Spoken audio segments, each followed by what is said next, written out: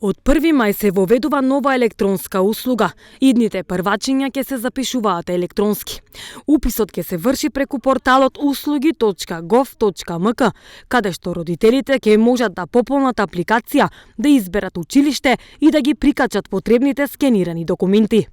Откако апликацијата ќе биде прифатена, ќе се одреди термин во кој ученикот ќе треба да дојде на разговор со педагогот во училиштето. За оние родители кои поради каква било причина немаат можност да ја искористат оваа електронска услуга, останува можноста за пријавување на првачињата за упис и со физичка достава на документи во училиштето. Услугата за електронски упис на првачињата, како што објасни Царовска, ќе значи дека на овој начин родителите и децата ќе треба да одат во училиште само еднаш и тоа на средбата со педагогот.